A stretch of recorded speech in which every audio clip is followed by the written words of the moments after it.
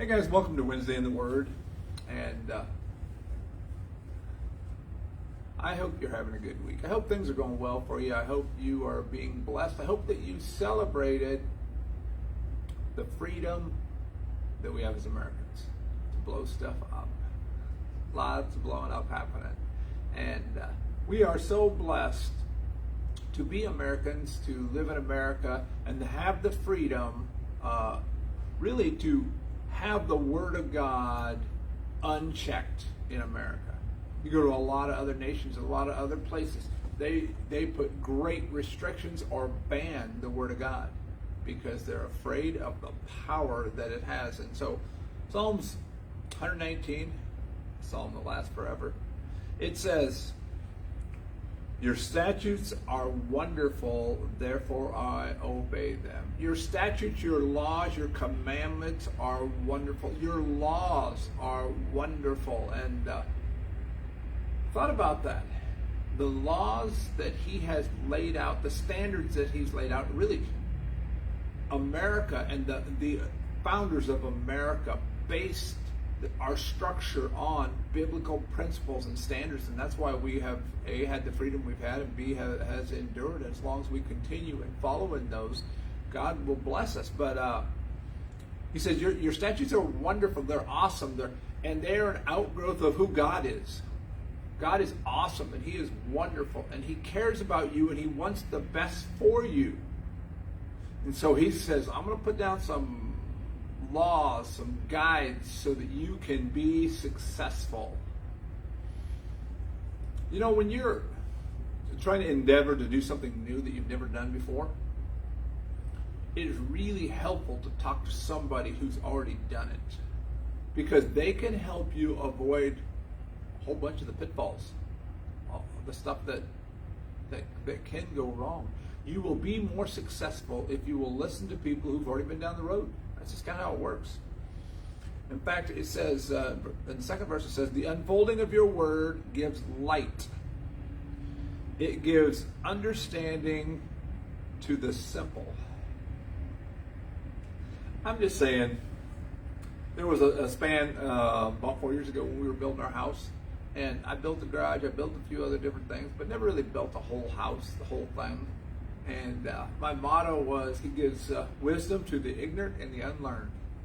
A whole lot of stuff I didn't know, but God knew, and he knew somebody who he could point me to who could give me wisdom and insight, and so I could make good choices, so I wouldn't have to do everything twice. So, I don't know, how many of you qualify as simple? A simple man. I occasionally, there's a guy on the it used to be on TV, Bill Riley. He says, "I'm just a simple man." You know, I think that's probably a good thing. Simple. He says, "I open my mouth and I pant, longing for your commands. Turn to me and have mercy on me, as you always do to those who love your name. Direct my footsteps according to your word. Let no sin rule over me." You know, in John chapter 8, he says, he who sins is a servant to sin. A slave. You become a slave to sin. And he gives us the ability to overcome the sin, the issues, the battles in our life. We can have victory if we will ask him, direct my footsteps. You know, if you've ever watched a old World War II movie, perhaps, and they come to a piece of ground and it's a minefield. The minefield is about where you put your feet. If you put your feet in the wrong place, it blows your leg off or kills you. And so sometimes they'll have a guy and he'll say, "Okay, step where I step. Don't wander off on your own. Don't just put your feet where just keep stepping in my footsteps." That's what God says. He says, step in my footsteps and you will be successful. You go off on your own, sometimes you get a leg blown off. That's kind of how that worked. He says, direct them. He says, "Redeem me from human oppression that I may obey your precepts. Make your face shine on your servants. Teach me your decrees." And then he ends this part with, "Streams of tears flow from my eyes for your law has not been obeyed.